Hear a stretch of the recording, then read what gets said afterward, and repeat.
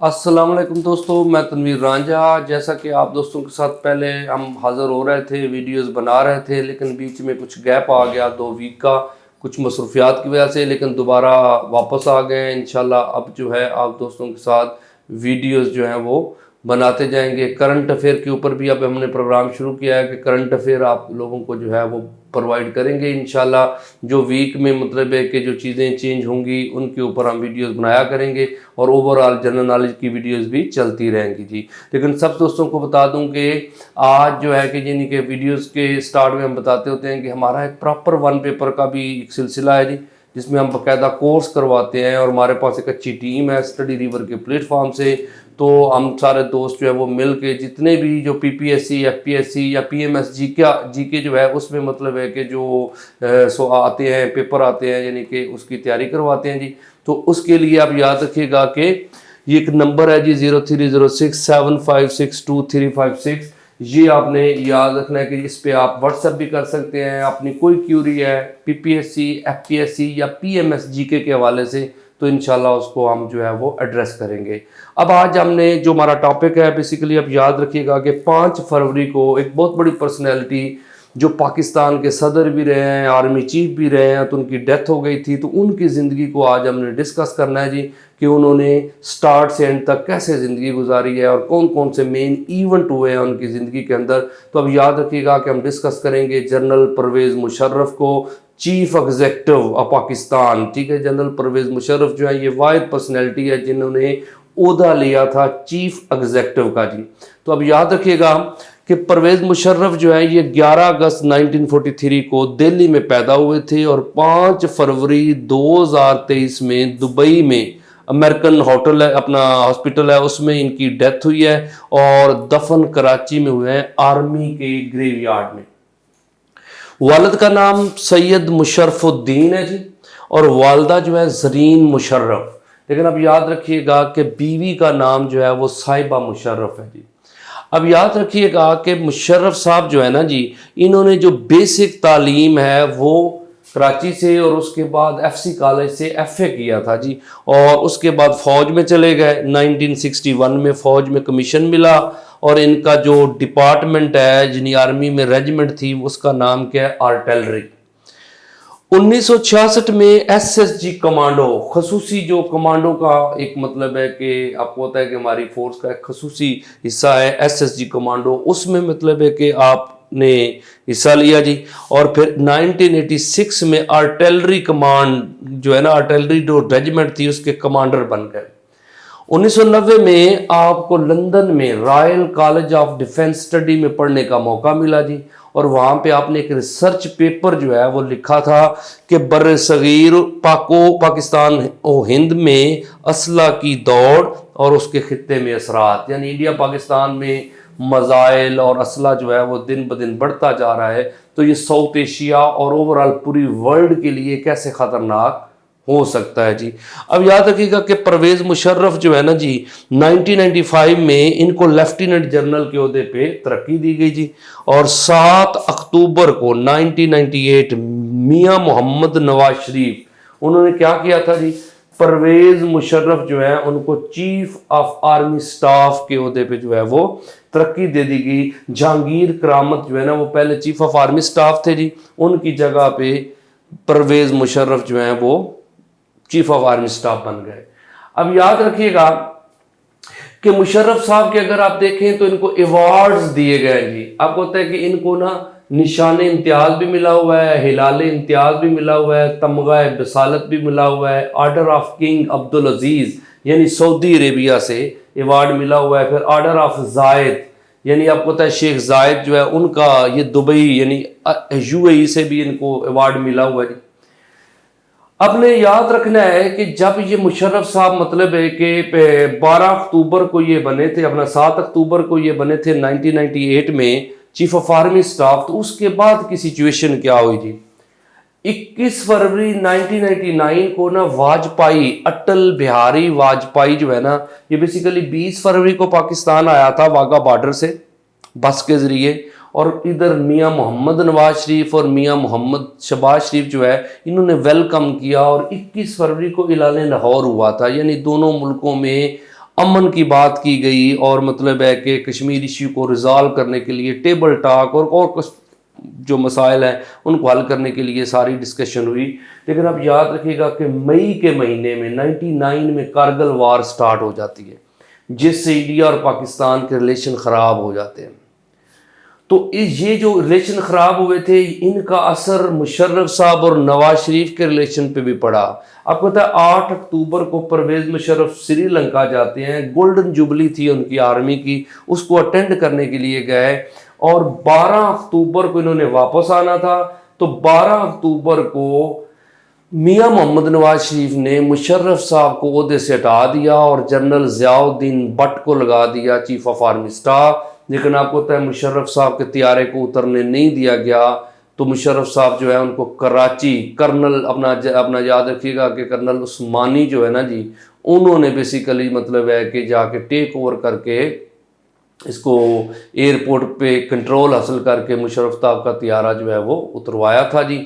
اور 12 اکتوبر سے آگے یعنی کہ آپ یہ دیکھیے گا رات کو 2:45 پہ مشرف نے قوم سے خطاب کیا تھا جی, اور اس طرح چیف ایگزیکٹو پرویز مشرف جو ہے وہ پورے ملک کا کنٹرول حاصل کر لیتے ہیں. اور مشرف صاحب نے 99 میں نیب کا ڈپارٹمنٹ بنایا جی, نیشنل اکاؤنٹیبلٹی بیورو. اور 10 دسمبر 2000 کو نواز شریف اور اس کی پوری فیملی کو آپ کو ہوتا ہے کہ سعودی شہزادے کی ریکویسٹ پہ ان کو 10 سال کے لیے جلا وطن کر دیا گیا, کیونکہ پہلے مشرف نواز شریف کو طیارہ سازش کیس میں اغوا کیس میں جو ہے نا طیارے کو اغوا کرنے والا جو یعنی کہ وہ مسئلہ تھا کہ طیارے کو نہ اترنے دیا جائے, اس پہ ان کو نا عمر قید کی سزا ہوئی تھی. لیکن بعد میں اس کو جلا وطن 10 سال کی جلا وطنی میں کنورٹ کر کے 10 دسمبر 2000 کو میاں محمد نواز شریف کی پوری فیملی کو جلا وطن کر دیا گیا. اب یاد رکھیے گا 20 جون 2001 کو رفیق تارڑ جو ہے جسٹس رفیق تارڑ کو فارغ کر کے پرویز مشرف خود جو ہے وہ کیا بن گئے جی, صدر بن گئے تھے.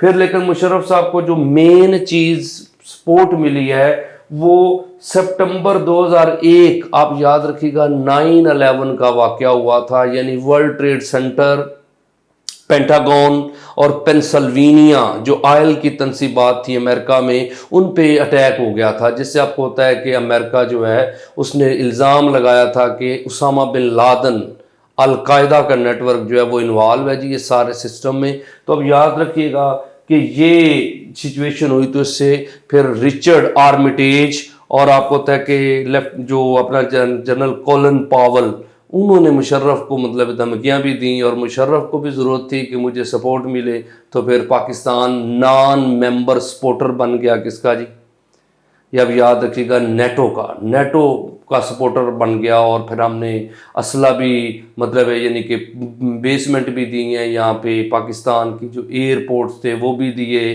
چیک پوسٹیں بھی دیں, پھر ہم نے افغانستان میں اسلحہ بھی جو ہے کہ وہاں پہ پہنچایا. تو کئی چیزیں ہم نے کی اور امریکہ کو سپورٹ کیا ہم نے وار آف ٹیررزم میں.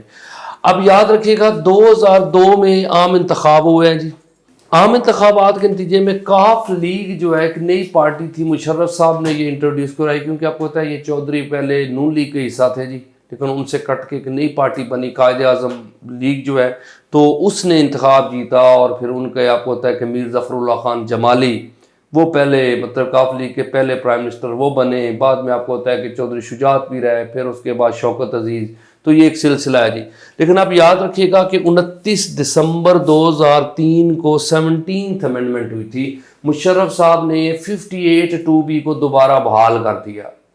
آپ کو ہوتا ہے نا کہ جو 8th امینڈمنٹ تھی وہ ضیاء الحق نے کی تھی, جس میں 58(2)B کو زندہ کیا گیا, یعنی پہلی دفعہ انٹروڈیوس کروائی گئی, جو کہ آپ کو ہوتا ہے غلام اسحاق خان نے اور فاروق احمد خان لغاری نے یوز بھی کی. اور اس کے بعد 13th امینڈمنٹ میں میاں محمد نواز شریف نے یہ 58(2)B کو ختم کر دیا تھا, لیکن 17th امینڈمنٹ میں پرویز مشرف نے اس کو دوبارہ کیا کر دیا جی, بحال کر دیا.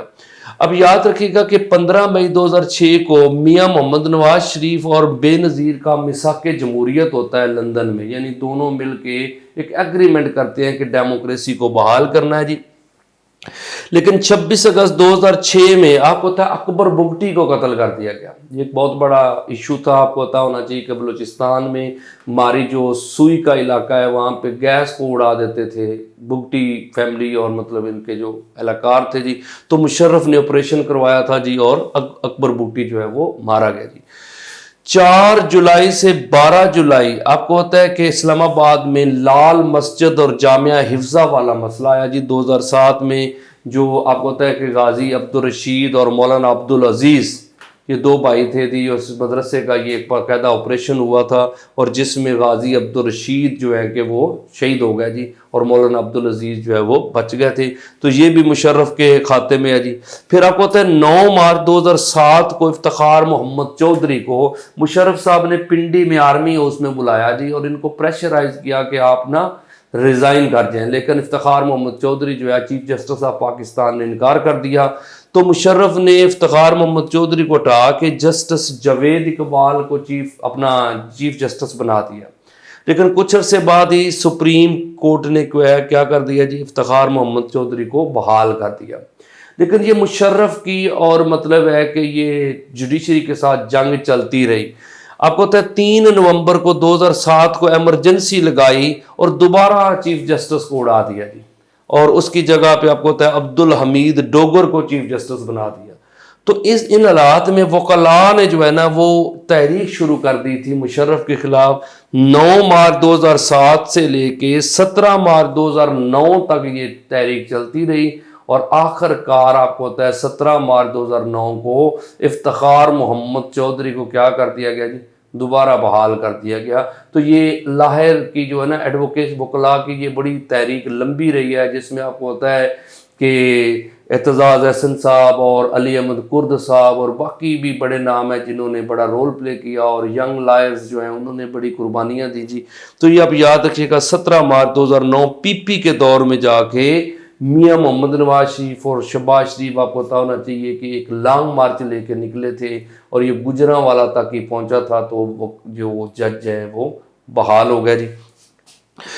1 दिसंबर 2007 मुशर्रफ साहब जो कहते थे ना मेरी वर्दी मेरी खाल है मैं कैसे उतार सकता हूं, तो लेकिन इन्होंने आखिरकार 1 दिसंबर 2007 को वर्दी उतार दी थी जी और सिर्फ सदर रह गए थे। तो अब याद रखिएगा 16 अगस्त को 2008 को शाह महमूद कुरैशी, क्योंकि आपको पता है कि 18 फरवरी को इलेक्शन हुए थे।